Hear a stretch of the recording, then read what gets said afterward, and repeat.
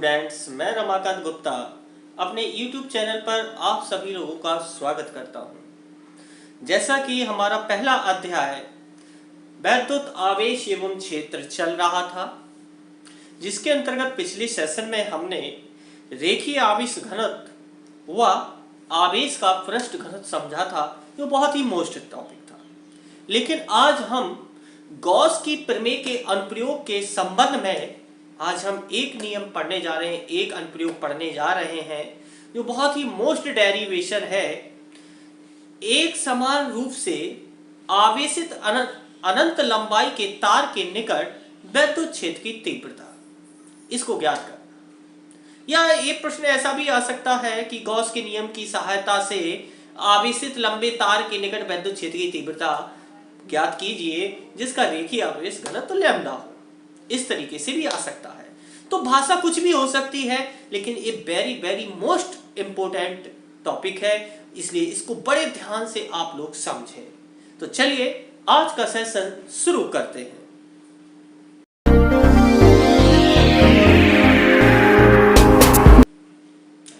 तो देखिए, सबसे पहले एक समान रूप से आवेशित अनंत लंबाई के तार के निकट वैद्युत क्षेत्र की तीव्रता ज्ञात करने जा रहे हैं। अनंत लंबाई के तार, तो इसके लिए हम क्या करेंगे, देखिए सबसे पहले एक फिगर बना लेंगे। जिस तरीके से हम एक फिगर बना लेंगे, एक हमने अनंत लंबाई का एक तार लिया है जो एक समान रूप से आवेशित है, जैसे कि प्लस के निशान दिख रहे हैं, ये आवेश के निशान दिख रहे हैं। तो हमने एक अनंत लंबाई का तार ले लिया जो एक समान रूप से आवेशित है, ठीक है। अब इसका रेखीय आवेश घनत्व कितना है, लैम्डा। हमने एक अनंत लंबाई का तार ले लिया जिसका रेखीय आवेश घनत्व लैम्डा है और जो एक समान रूप से आवेशित है, ठीक है। तो हमने एक समान रूप से आवेशित तार ले लिया अनंत लंबाई का, और जिसका रेखीय आवेश घनत्व लैम्डा है, और हमें इससे स्मॉल r दूरी पर वैद्युत क्षेत्र की तीव्रता ज्ञात करनी है P बिंदु पर। तो इसके लिए हम क्या करते हैं, स्मॉल l लंबाई का इसके चारों तरफ एक बंद गॉसियन पृष्ठ खींचते हैं बेलनाकार। मतलब इसके चारों तरफ हम क्या करते हैं, एक बेलनाकार बंद गॉसियन पृष्ठ खींचते हैं, क्योंकि गॉस की प्रमेय तो बंद पृष्ठ पर आधारित है। एक बात याद रखना है कि गॉस की प्रमेय हमेशा बंद पृष्ठ पर आधारित है, ठीक है।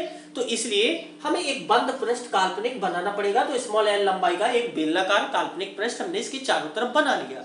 अब इसमें देखिए गौर से तीन पृष्ठ है। एक तो सबसे ऊपर का तल है, तो यहाँ पर हमने जैसे मान लिया इस तार के निकट हमने यहाँ पर एक बिंदु ले लिया M।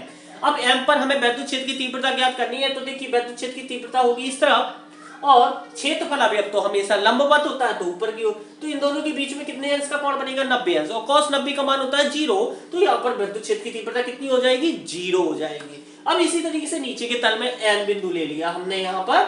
अब यहाँ पर वैद्युत क्षेत्र की तीव्रता कितनी होगी, क्योंकि तार के निकट निकालना, कहीं भी निकाल सकते हैं ना, तो हमने यहाँ पर ले लिया नीचे वाले तल पे। तो अब यहाँ पर वैद्युत क्षेत्र की तीव्रता कितनी होगी, इस तरफ होगी, और क्षेत्रफल अवयव तो लंबवत होता है, तो यहाँ पर दोनों के बीच में कितने अंश का कोण बनेगा, 90 अंश का कोण बनेगा।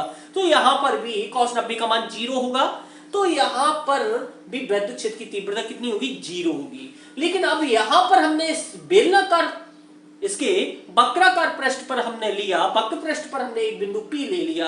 अब यहाँ पर हमको वैद्युत क्षेत्र की तीव्रता ज्ञात करनी है, जो तार से कितना है, स्मॉल r दूरी पर। अब यहाँ पर हमने P बिंदु ले लिया, तो यहाँ पर वैद्युत क्षेत्र की तीव्रता भी यही है, और क्षेत्रफल अवयव भी मतलब लंबवत होता है पृष्ठ के, तो इसी तरफ होगी। तो दोनों के बीच में 0 अंश का कोण बनेगा, cos 0 का मान 1 होता है। तो यहाँ पर हमारी वैद्युत क्षेत्र की तीव्रता का मान निकलेगा। तो इस तरीके से हमने जी आपको समझाया है कि यहाँ पर कहीं पर भी दिखे ऊपर या नीचे वैद्युत क्षेत्र की तीव्रता 0 होगी, लेकिन यहाँ पर पृष्ठ पर, वक्र पृष्ठ पर हम कहीं भी निकालेंगे इसके निकट लंबवत, तो यहाँ पर वैद्युत क्षेत्र की तीव्रता का मान जरूर होगा। तो अब इसकी भाषा कैसे लिखना है, तो सबसे पहले यही लिखना है आपको कि एक समान रूप से अनंत लंबाई का एक आवेशित तार लिया जिसका रेखीय आवेश घनत्व लैम्डा है, इसके स्मॉल r दूरी पर एक P बिंदु है जहां पर हमको वैद्युत क्षेत्र की तीव्रता ज्ञात करनी है। तो इसके लिए हम सबसे पहले एक बेलनाकार गॉसियन पृष्ठ खींचते हैं, तो उसमें एक क्षेत्रफल अवयव ले लेते हैं हम। तो क्षेत्रफल अवयव से गुजरने वाला वैद्युत फ्लक्स, मतलब इतना P बिंदु पर एक क्षेत्रफल अवयव ले लिया छोटा सा, उसने पृष्ठ से कितना वैद्युत फ्लक्स गुजरेगा। तो क्षेत्रफल अवयव से गुजरने वाला वैद्युत फ्लक्स डी फाई ई बराबर ई वेक्टर डॉट डीए वेक्टर, ई वेक्टर डॉट डीए वेक्टर। तो पूरे पृष्ठ से गुजरने वाला वैद्युत फ्लक्स कितना होगा? और जब केवल दो इसमें एक चीज ध्यान रखना है, कंसेप्ट वही लग रहा है जो गॉस की प्रीमियम में लगा। सबसे पहले क्या करना है आपको?